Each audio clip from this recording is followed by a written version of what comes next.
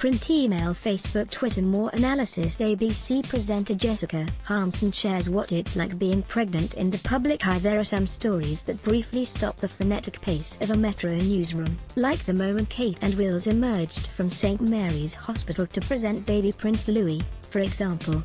The impending nature of my own blessed event was also not going to be left unnoticed. So Jess, outfit all picked out? Will your husband be taking fashion tips from when wearing a sports coat when you give birth? Asked one colleague. Makeup and hairstylist all booked for Bub's number 2. Jess ribbed another. But after more than a decade as a television presenter, my colleagues know me too well. I'm not regarded for my attention to high-end grooming outside the realms of the 7 p.m. nightly bulletin. I am known to arrive most days at work with wet hair, toting a plastic bag of foodstuffs. If I'm honest, as I assessed, read, judged, the Duchess' neat red slip dress and shiny hair, I thought she had missed the opportunity to portray a more realistic look of post-birth appearance. But it also gave me pause for thought about the odd reality of being pregnant in the public sphere in 2018.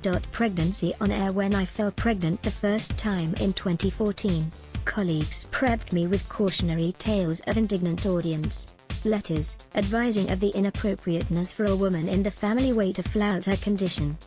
Thankfully I have been largely spared the cruel critiques, but in their place, there have been some truly bizarre and sometimes overly familiar incidents. Now in my second pregnancy, as I did in my first, I've resorted to unbuttoning my jacket while on air, a completely unnoteworthy choice rendered essential by my increasing girth and diminishing lung capacity. Little could I predict the fallout.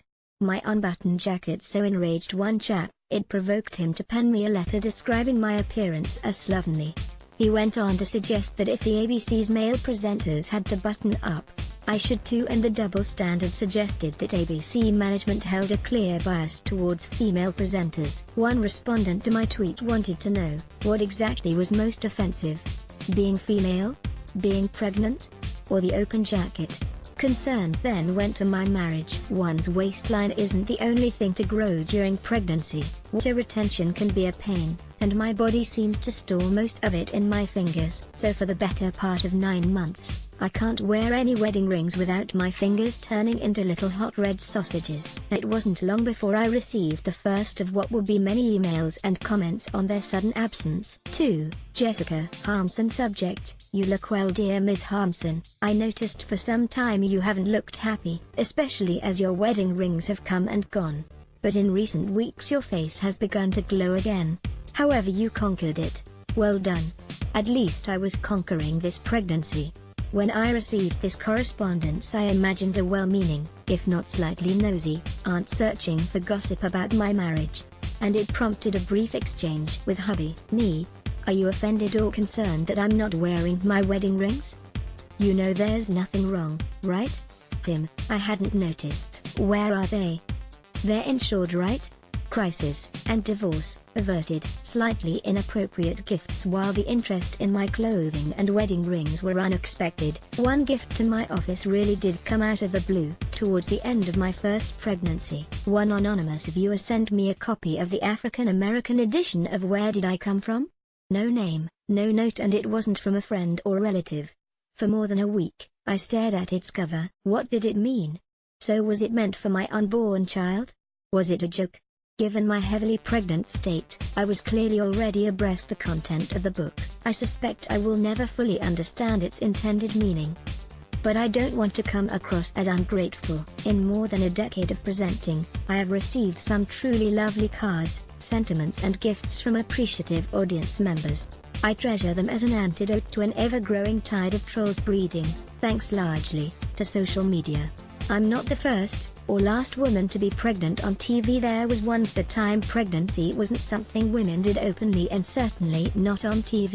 In 1952, American comedian Lucille Ball was considered one of the first women to acknowledge a pregnancy on the silver screen.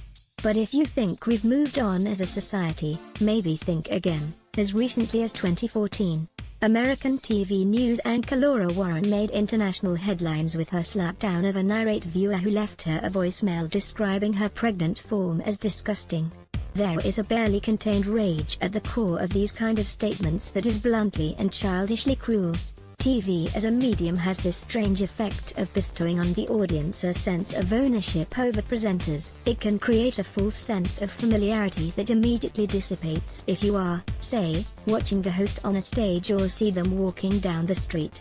But beyond the actual criticism lies the more disturbing aspect, the fervent belief in one's right to comment on strangers' body in the first place. My final stages will not be televised. It's not my intention to sound precious, but like most women in their final trimester, I move about feeling a little ill at ease in my own skin and irrationally susceptible to tissue commercials and any news story about babies. Travel into the studio now takes a moment longer, and I like to leave time for the directors to crack jokes about the width of the camera shot, my breathless voice and inability to bend over for a dropped pen.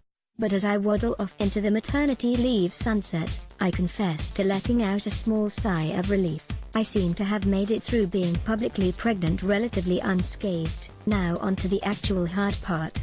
Jessica Harmsen is ABC Adelaide's news presenter, who may or may not be seen wearing her beloved wedding rings. Print, email, Facebook, Twitter. More.